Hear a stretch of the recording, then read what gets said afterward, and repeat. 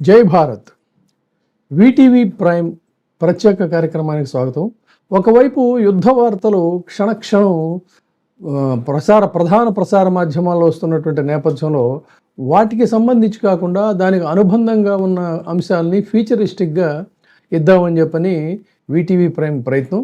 So ఆ క్రమంలో భాగంగానే ఇప్పుడు బలూచిస్తాన్ గురించి ఇటీవల కాలంలో వార్తల్లో చాలామందికి కూడా తెలిసే ఉంటుంది. కానీ గతం ఏంటి, బలూచిస్తాన్ వర్తమానం ఏంటి, ఏం జరుగుతుంది, అసలు దాని యొక్క ఔన్నత్యం ఏంటి, దైన్యం ఏంటి, ఈ విషయాలన్నిటిని కూడా మనం తెలుసుకునేటువంటి ప్రయత్నం చేద్దాం.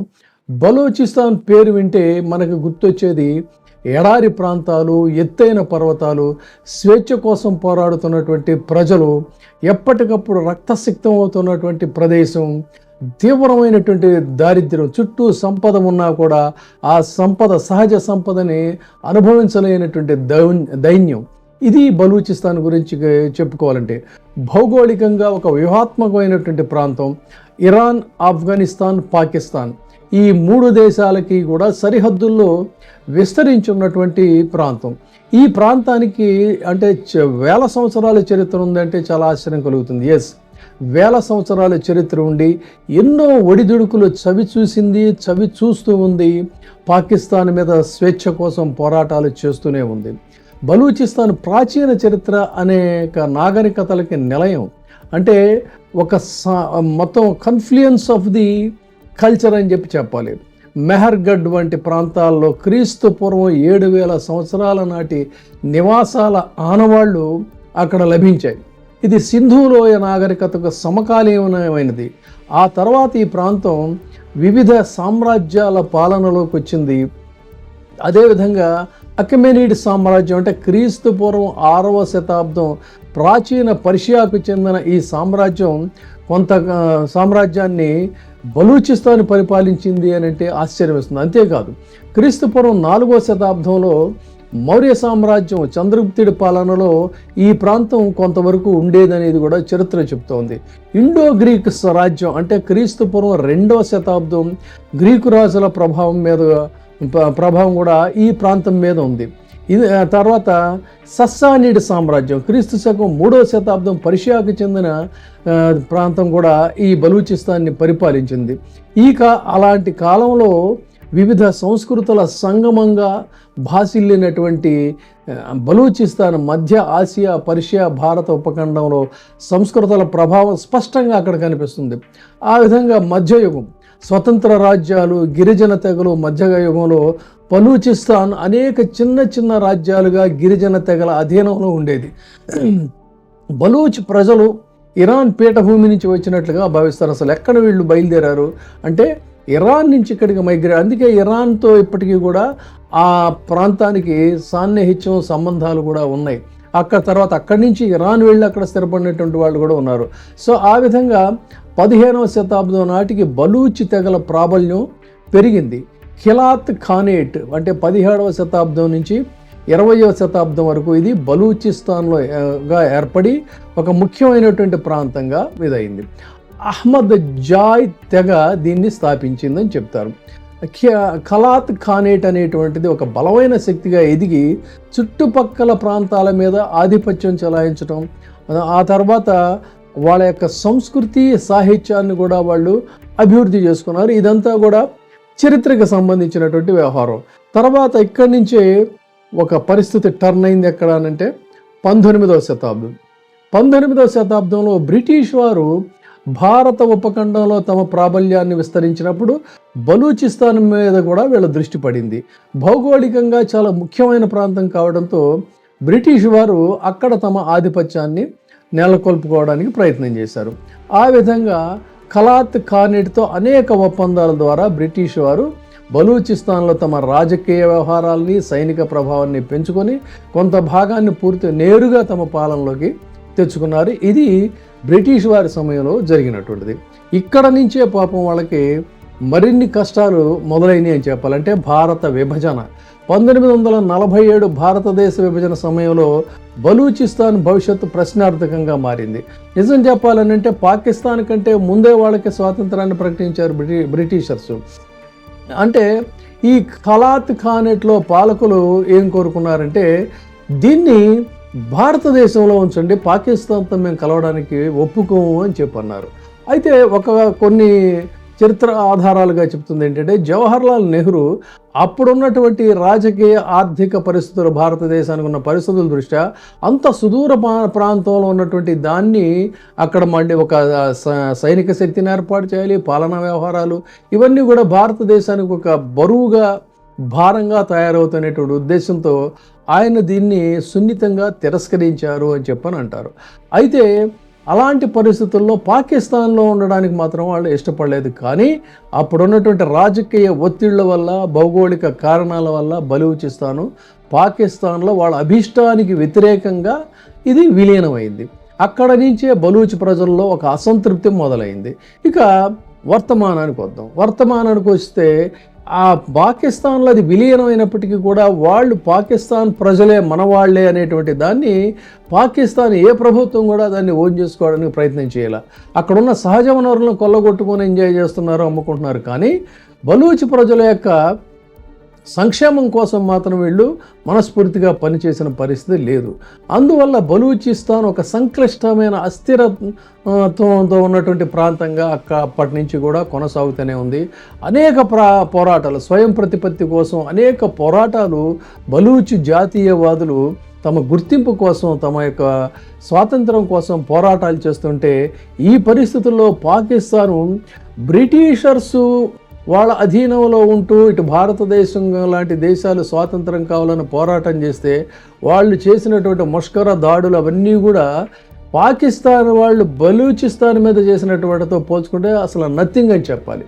అంత అమానవీయంగా, అతి దారుణంగా దశాబ్దాలుగా వాళ్ళ గొంతెత్తితే వాళ్ళ గొంతులు కోసేయటం, కళ్ళు పీకేయటం, కాలేయాలు ఛిద్రం చేయటం, కాళ్ళు నరికేయటం, ఇట్లా ఒక హింస కాదు. అటువంటి భయంకరమైనటువంటి హింసలు అదృశ్యాలు ఏమైపోతారో తెలియదు ఉన్నటువంటి అక్కడ జనం మాట్లాడిన వాళ్ళు తెల్లారికి అదృశ్యం అయిపోతారు. అక్రమ నిర్బంధాలు, ఈ విధంగా ఒక చర్య కాదు, రెండు చర్యలు కాదు, అనేకమైనటువంటి హింసాత్మకమైనటువంటి అమానవీయ చర్యలు అక్కడ జరుగుతూనే ఉన్నాయి. ఇక సహజ వనరుల విషయానికి వచ్చినట్టయితే బలూచిస్తాన్ సహజ వనరులతో సమృద్ధిగా ఉన్నటువంటి ప్రాంతం. ముఖ్యంగా గ్యాస్, ఖనిజాలు, ఈ రెండింటిని నుంచి వచ్చేటువంటి ఆదాయం కూడా పాకిస్తాన్ అనుభవిస్తుంది తప్ప ఆ దాంట్లో నుంచి వచ్చేటువంటి లాభాల్లో, ఆదాయాల్లో కొంత కూడా వాళ్ళ అభివృద్ధి కోసం ఖర్చు పెట్టలేదు. ఇది కూడా బలూచిస్తాన్ ప్రజల్లో ఒక రకమైనటువంటి అసంతృప్తి. ఇక విద్య, వైద్యం లాంటి మౌలిక సదుపాయాల్లో అతి దారుణంగా వెనకపడిందని చెప్పాలి. బలూచిస్తాన్ భౌగోళికంగా చూసుకుంటే మాత్రం చాలా కీలకమైన స్థానం. ఇటు చైనా, అటు పాకిస్తాన్ యొక్క ఇప్పుడు నడుస్తున్నటువంటి సిపిఈసి ఆర్థిక క్యారిడర్ చెప్తున్నారు కదా, ఆ క్యారిడర్ ప్రాజెక్టుల వర్క్ అంతా కూడా ఇప్పుడు అక్కడ జరుగుతూ ఉంది. కాబట్టి చైనాకి కూడా ఈ ప్రాంతం వాళ్ళ యొక్క చెప్పు చేతలు, అంటే పాకిస్తాన్ చెప్పు చేతల్లో ఉండటం అనేటువంటిది చాలా అవసరం. ఆ విధంగా అంతర్జాతీయ రాజకీయాల మీద కూడా ప్రస్తుతం బలూచిస్తాను వార్తల్లోకి వచ్చింది. ఇప్పుడు ప్రజెంట్ పరిస్థితి ఏంటి? అది ఒక సంధియుగంలో ఉంది. ఆశ చూపిస్తున్నారు కానీ వాళ్ళకి ఒరుగుతున్నది ఏం లేదు. అభివృద్ధి ప్రాజెక్టులు జరుగుతున్నాయి, మీకు అది చేస్తాం ఇది చేస్తాం అంటున్నారు, కానీ ఏం జరగబోతుందో అనేటువంటిది బలూచ్ ప్రజలకు తెలుసు. కాబట్టే అక్కడ వాళ్ళు పోరాటాలు చేస్తున్నారు. అందుకని బలూచిస్తాన్ లిబరేషన్ ఆర్మీ అనేటువంటిది ఒకటి ప్రారంభించారు. ఏ బలూచిస్తాన్ అయితే పాకిస్తాన్లోకి విలీనం చేశారో ఆ రోజు ఉన్నటువంటి ప్రభువు, ఆయన సోదరుడు కూడా దీని మీద గట్టిగా గళవెత్తి ఉద్యమిస్తే ఆయన్ని అత్యంత పాశవికంగా చంపేసేశారు. సో ఇది అప్పటి నుంచి కూడా ఈ పోరాటాలు జరుగుతున్నాయి. ఇంకా చెప్పాలంటే దారుణమైన పరిస్థితి ఏంటంటే human rights, international human rights commission దృష్టిలో కూడా ఈ బలూచిస్తాన్లో జరిగినటువంటి అమానవీయ సంఘటనలు చాలా ఉన్నాయి, ఆ చరిత్రకి ఎక్కనే చాలా ఉన్నాయి. కానీ అది కూడా నిస్సహాయ స్థితిలో ఏం చేయలేనటువంటి పరిస్థితిలో ఉంది. ఇంకా చెప్పాలంటే ప్రతి ఇంటిలో నుంచి కూడా ఒక వ్యక్తి అదృశ్యం అవటం, ఒక వ్యక్తి అత్యంత పాశవిక హత్యలకు గురవటం అనేటువంటిది బలూచిస్తాన్లో ఉంది. వీటన్నిటికీ కూడా కారణం పాకిస్తాన్ అనాలి, పాకిస్తాన్ అనే కంటే కూడా అలాంటి పరిస్థితుల్లో వాళ్ళు ఉంటే ఇప్పుడు బలూచ్ లిబరేషన్ ఆర్మీ అనేటువంటిది మొదలైంది. ఇది పోరాటాలు చేస్తూ ఉంది. ఇటీవల కాలంలో ఒక రైలును కూడా వాళ్ళు హైజాక్ చేశారంటే వాళ్ళు ఎంత శక్తిమంతులయ్యారో ఇన్ని అణచివేతల మధ్య అనేది కూడా మనం చూసుకోవచ్చు. ఇక పాకిస్తాన్ భద్రతా దళాల నుంచి ఇక్కడే ఒక మనకు ఆలోచన ఏంటంటే, ఒకవైపు దారిద్ర్యం అని చెప్తున్నారు, తినటానికి తిండి లేదంటున్నారు, వాళ్ళకి ఎవరితో కూడా కనెక్టివిటీ లేదంటున్నారు. మరి అలాంటి పరిస్థితుల్లో మొత్తం ఆయుధాలతో నిరంతరం బతికేటువంటి పాకిస్తాన్ మీద ఎలా వీళ్ళు ఫైట్ చేస్తున్నారు, వీళ్ళకి ఆయుధాలు ఎక్కడి నుంచి వస్తున్నాయి, మందుగుండు సామాగ్రి ఎక్కడ నుంచి వస్తుంది అనేటువంటిది సహజంగానే ఒక ప్రశ్న తలెత్తుతుంది.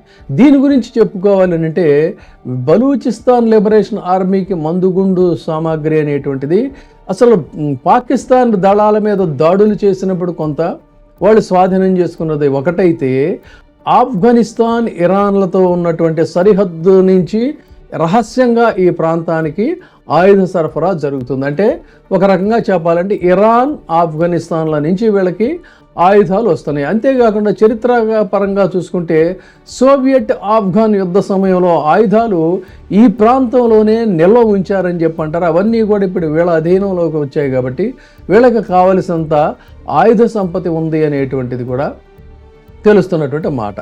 మరి పాకిస్తాన్కి బాహ్యంగా ఈ పోరాటాలు అంటే బలూచిస్తాన్ లిబరేషన్ ఆర్మీ చేస్తున్నటువంటి పాకిస్తాన్ మీద చేస్తున్నటువంటి పోరాటానికి భారతదేశం మద్దతు ఇస్తుంది అని పాకిస్తాన్ పదే పదే ఆరోపిస్తోంది. అయితే ఇందులో నిజమెంత అని అంటే భారతదేశం సహజంగానే ఈ వాదనలను ఖండించింది.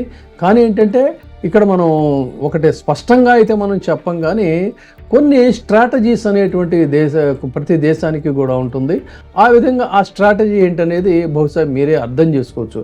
చరిత్రాత్మకంగా బలూచ్ తిరుగుబాటుదారులకి బాహ్యంగా మద్దతు ఇచ్చినటువంటి సందర్భాలు ఉన్నాయనేది పాకిస్తాన్ ఆరోపణ అయితే దీన్ని భారత్ ఖండిస్తూనే ఉంది. అయితే 1973లో ఇస్లామాబాద్లోని ఇరాకీ రాయబార కార్యాలయంలో కనుగొన్న ఆయుధాల నిల్వలు బలూచ్ తిరుగుబాటుల కోసమే ఉద్దేశించినవి, ఇవి భారతదేశం నుంచే వచ్చాయనేటువంటిది కూడా ఒక ఆరోపణ ఉంది. సరే, ఆ ఆరోపణని మనం పెద్దగా పట్టించుకోలేదు. ఇది బలూచిస్తాన్కి సంబంధించి. ఇప్పుడు ఒకవైపు పాక్ మీద భారతదేశం దండెత్తుతూ ఉంటే ఈ అవకాశాన్ని ఎట్టి పరిస్థితుల్లో మేము వదులుకోమని చెప్పాను. అటు నుంచి వాళ్ళు దాడులు మొదలుపెట్టారు. ఆల్రెడీ కొన్ని చోట్ల సైనికుల్ని దాదాపు 14 మందిని తొదముట్టించినటువంటి వీడియోలను కూడా ఈ ప్రపంచానికి వాళ్ళు సోషల్ మీడియా ద్వారా బహిర్గతం చేశారు. ఈ విధంగా ఉన్నటువంటి పరిస్థితుల్లో ప్రతి కుటుంబంలో కూడా వాళ్ళు కుమారులను కోల్పోయి, భర్తని కోల్పోయి, భార్యను కోల్పోయి, కూతుర్ని కోల్పోయి, బంధువులను కోల్పోయి, ఇలా ఏ కుటుంబంలో కూడా ఫ్యామిలీ మెంబర్స్ పూర్తిగా ఉన్నారనేటువంటిది లేదు. వాళ్ళ అందరివి కూడా ప్రతి ఫ్యామిలీలో కూడా అర్ధాంతర చావులు. దీనికి పూర్తిగా బాధ్యత వహించాల్సింది పాకిస్తానే. ఇది సంక్షిప్తంగా బలూచిస్తాన్కి సంబంధించినటువంటి ఇది. ఆ విధంగా ఈ రోజున వాళ్ళు దశాబ్దాలుగా వాళ్ళలో గూడు కట్టుకున్నటువంటి ఆగ్రహ జ్వాలల్ని ఈరోజు పాకిస్తాన్ మీద వెలిబుచ్చుతున్నారు. కొన్ని ప్రాంతాలను ఇప్పటికే మేము ఆక్రమించుకున్నామని చెప్తున్నారు. తదనంతర కాలంలో ఏమవుతుందనేది అయితే చూద్దాం. ఇది బలూచిస్తాన్ యొక్క వ్యవహారం. Thank you. ఇప్పుడే సబ్స్క్రైబ్ చేయండి, లైక్ చేయండి, షేర్ చేయండి. VTV ప్రైమ్, మీ ఉత్తమాభిరుచుల సమ్మేళనం.